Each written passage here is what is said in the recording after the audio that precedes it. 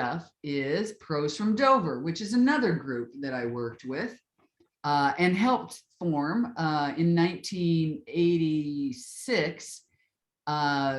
Myself, Barbara Scott, and Ron Murieri, who is an accordion player extraordinaire, went over to Europe and booked a handful of gigs with the idea of bringing improv to the continent, if you will. And we met up with a guy. What was there improv there? Like, because, stand-up is an American art form. Is improv an American art form that then had to go there?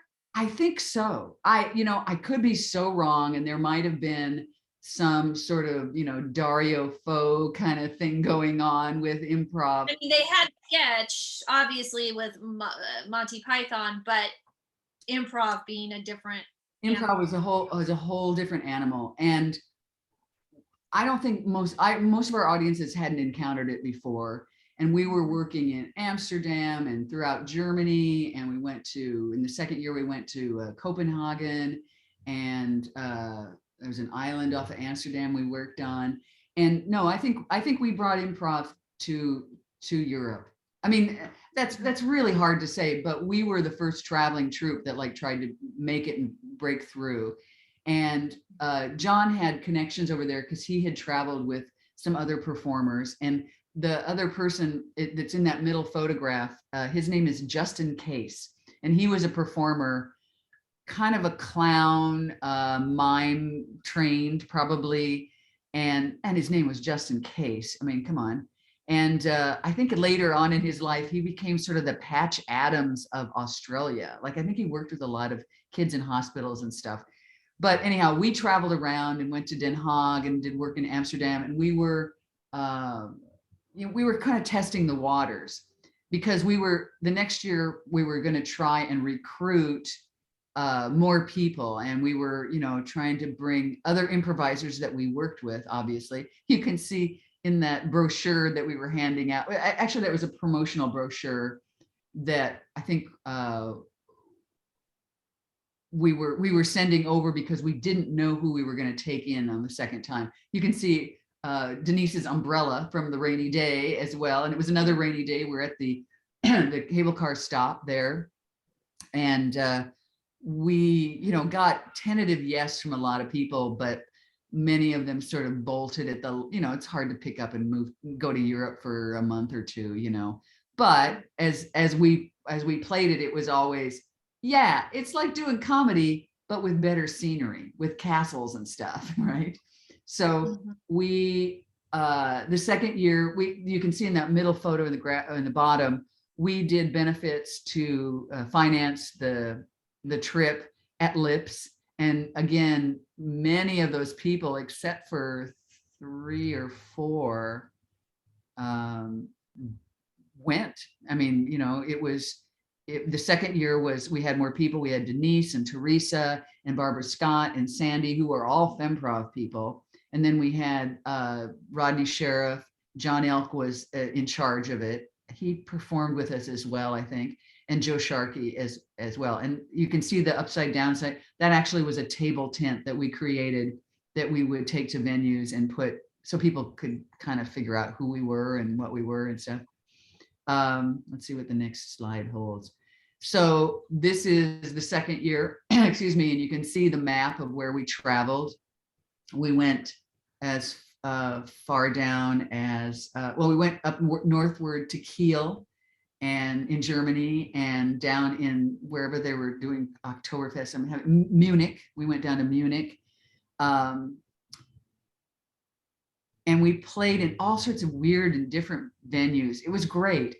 Excuse me. We played in a theater train. It was like old guys had put like a track together, or a track existed, and they had refurbished trains to like go up and down this stretch of, for a day trip ultimately.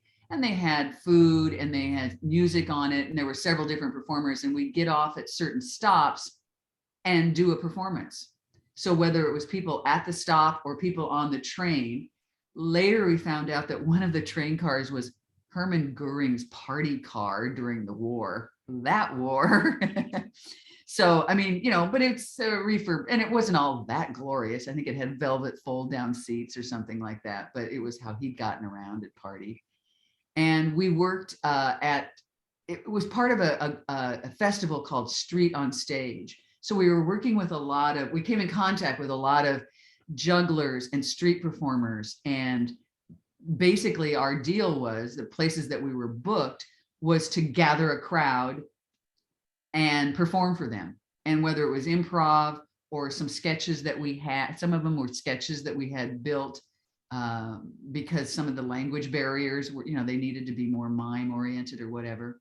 We also did, and Amsterdam was great. There was a place called the Melkweg that was like 3 or 4 stories of all these different rooms. And there was like a main room where, they're behind, we'd perform, and then behind a curtain that would pull away, there was a whole band set up to do like a rock show after us. And then there was a small theater upstairs. And of course, there was a place where they were selling edibles. This is Amsterdam, right? And that was a really magical place across the street from the police station. So it was, purely sanctioned, but it was sort of a really interesting entertainment venue where lots of stuff was going on. So we liked that. And we had a hotel around the corner. So we had access to that while we were in Amsterdam. And then we traveled to this island. It's one of the Frisian Islands, I think is the name of it. It's Terschelling. There's another festival there. And literally this little small town that had like a cemetery, like in the center, like in a little circle, right, with a picket fence, a post office, a picturesque little church. And so we built a kind of a murder mystery drama where we led people around town and put them in these different venues. So we'd talk to the pastor from the church, or we'd talk to the grave digger in the graveyard. It was all us, planted in these different places. Or we'd walk down a street, or as you can see on the right, we had several shows that we did. I think we were there for like a week, and we would do like improv shows, like taking suggestion from just people on the street that were there for the festival. And then we would do this murder mystery. I don't know if we did it more than once or not, but being Americans, we ended up killing each other with fake guns, and we're all, dead, and so everybody was murdered in this particular mystery. We did what do they call it? A spiel tent, or spiel tent, I think, which was basically like a wooded walls in a circle that had a tent roof, and it was movable, so they could move it from place to place. And again, another kind of gypsy thing that was going on with performers. And we played in that, and that was a really great venue. And we worked in a place called the Luterbecker, which was up north. And John was really good friends with the people, and we stayed there. That was kind of our home base for a while, to fill in gigs. And because we had enough people in the group, they could go, like Barbara and I went off and went to Munich for a day or so, and had our own adventures, etc.